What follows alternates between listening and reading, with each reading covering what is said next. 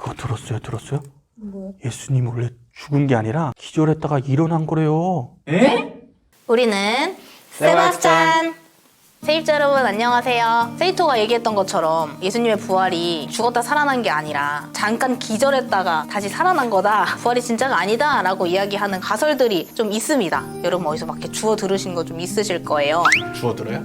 주워서 듣죠. 이번에 부활절 컨텐츠로 시리즈로 해서 하나씩 가설들에 대해서 이야기를 같이 나눠보려고 합니다. 나 기절한다! 기절! 첫 번째 주제는 기절설입니다. 예수님이 죽은 게 아니라 잠깐 십자가 위에서 기절한 건데 죽은 줄 알고 무덤에 장사했다가 무덤에서 다시 살아나서 혼자 나가신 거다 라는 게 기절설입니다. 세 가지 정도로 이야기 나눠보려고 하는데 첫 번째로 로마 형벌 십자가형이라고 하는데 거기서 살아남는 것이 가능한 일인가?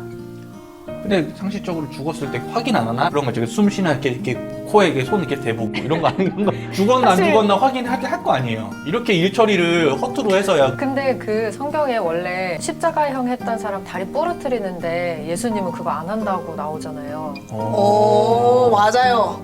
그래서 예수님은 걸어 나올 수 있었던 거지. 다리 부러뜨렸으면 기어 나왔을 텐데 그럼. 다리가 안 부러뜨려서 걸어 나올 수 있었다. 그럼.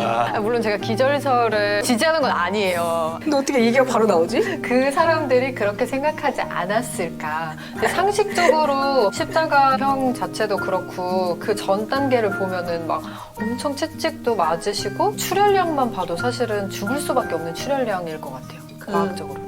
막 이래. 맞아요. 그 오늘 좀 의학적으로, 과학적으로 좀 얘기를 해보려고 하는데 예수님이 십자가형에 달리기 전에 태형이라는 걸 당하셨어요. 그게 뭐냐면 채찍으로 맞는 벌인데 우리가 아는 채찍이 아닙니다. 실제로 로마 군인들이 썼던 채찍이 줄 안에는 쇠구슬로 그렇게 하나씩 꿰어져 있대요. 그것만 맞아도 멍들고 아픈데 거기에 뼈 조각들 날카로운 거 달아놨어요. 그래서 이게 살에 닿으면 이렇게 때렸다가 나갈 때 이게 살점이 뜯어진다는 거죠. 그러면서 심한 경우에는 뼈까지 보이는 사람들도 있었다. 그러고 나서 십자가를 지고 그리고 십자가에 달리신 건데 그 상태가 되면 피 범벅이셨을 거예요. 염증도 나고 막 발열도 나고 실신 직전의 상황. 그래서 실제로 지나가던 구레는 시몬을 시키잖아요. 예수님이 힘이 없으니까 로마 군인이 포기하고 다른 사람을 시킨단 말이죠. 그 정도로 이미 예수님이 십자가에 달리시기 전에 심각한 상황이었다. 본격적으로 십자가에 달렸다가 살아나는 게 가능하냐? 예수님이 손에 못이 박히셨을까요? 손목에 박히셨을까요? 손목 아니에요? 손목입니다. 여기 손목에는 중추신경들이 지나가잖아요. 여기다가 못을 박으면 일단은 신경이 고장이 나죠. 이제 파괴가 돼요. 그리고 나서 이제 수직으로 이렇게 달리시면 어깨에 탈골이 일어난다고 합니다. 근데 실질적으로 십자가에 달리면 직접적인 죽음의 원인이 뭘까요?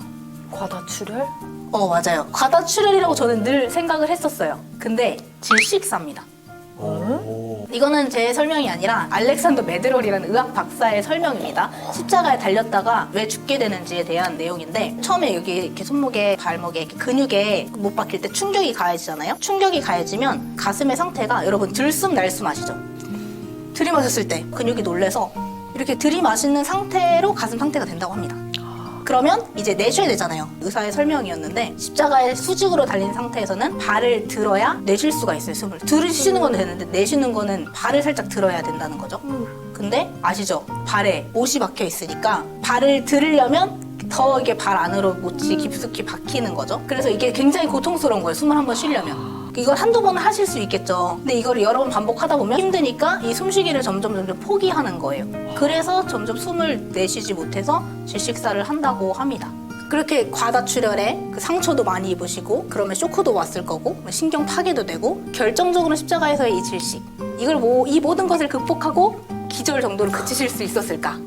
두 번째는 아까 얘기해 주신 거예요. 로마 군인들 얘기했잖아요. 로마 군인들이 그 정도로 허술했을까? 이거 확인해야죠. 이거 확인해야지. 이런 작업들을 합니다. 네. 로마 군인들은 그 십자가 사형 전문가였어요. 그리고 세이토 말대로 착각해서 그냥 지나칠 수가 없습니다. 이 확인하는 작업 반드시 합니다. 성경에 보면 예수님이 십자가에 달리신 날이 안식일 전날이었거든요. 이 유대인들이 빌라도한테 가가지고 이런 부탁을 해요. 안식일에는 유대인들이 일을 못 하잖아요. 시체 치우는 일을 할 수가 없으니까 좀 빨리 죽여달라고 요청을 합니다. 그게 뭐냐면 죄수들의 다리를 꺾는 거예요. 근데 이제 여러분들이 이제 이해가 좀 되실 거예요. 빨리 죽는 거랑 다리 꺾는 거랑 무슨 관계가 있을까요? 다리를 꺾으면 발을 못 들겠죠. 숨을 못 쉬니까. 숨을 못 쉬니까. 다리를 꺾으면 몇 분 후에 질식사로 죽게 된다고 해요.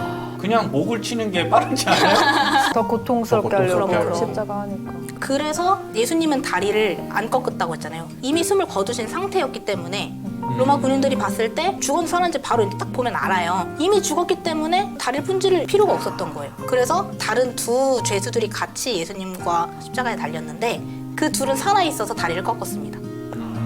그때 당시에 군인들이 십자가에서 죄수가 죽지 않았거나 도망갔다거나 이러면 자기들 목숨이 날아가요. 자기 생명이 달린 일이기 때문에 허투루 하지 않았을 거고 더블 체크로 예수님 옆구리를 찌르잖아요. 그 군인들이 위에서 달려있는 상태로 밑에서 옆구리를 찔렀을 텐데 그 얘기가 뭐냐면 심장을 찌른 거예요. 심장을 찔러서 한 번 더 더블 체크를 했다. 기절했다가 일어난 거래요. 마지막으로 간단하게 이건 결정적인데요. 부활하신 예수님이 제자들을 다시 만났을 때 몸 상태를 여러분 한번 상상해 보세요. 만약에 예수님이 죽었다가 부활하시고 새 몸으로 나타나신 게 아니라 기절했다가 그 상한 몸으로 다시 일어나신 거라면 몰골이 어땠을까요?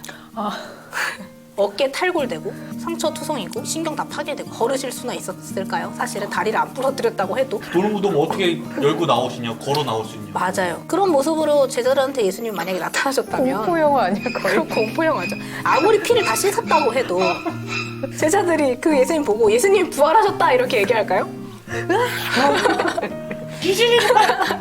최소 간호하려고 하고 그러지 않았을까. 그런 예수님을 보고 예수님이 죽음을 이기셨다고 표현하지는 않았을 겁니다. 그렇게 전도하러 다니지는 않았을 거예요. 기절설은 설득력 있는 가설이 전혀 아닙니다. 예수님께서는 십자가 위에서 확실히 죽으셨고 죽음을 이기시고 새 몸으로 부활하셨습니다. 부활에 대해서 하나하나 이렇게 앞으로 더 살펴볼 텐데 이 시간을 통해서 예수님이 그냥 한 역사적인 인물이 아니라 죽음을 이기시고 부활하신 하나님의 아들 신이었다는 사실을 깨닫게 되는 기회가 되시기를 바라요. 자, 그렇다면 지금까지 우리는 세바스찬이었습니다. 예수님 부활하셨다! 예! 들었어요? 예수님이 죽은 게 아니라 기절하셨다 일어난 거래요. 이러면 안 되지.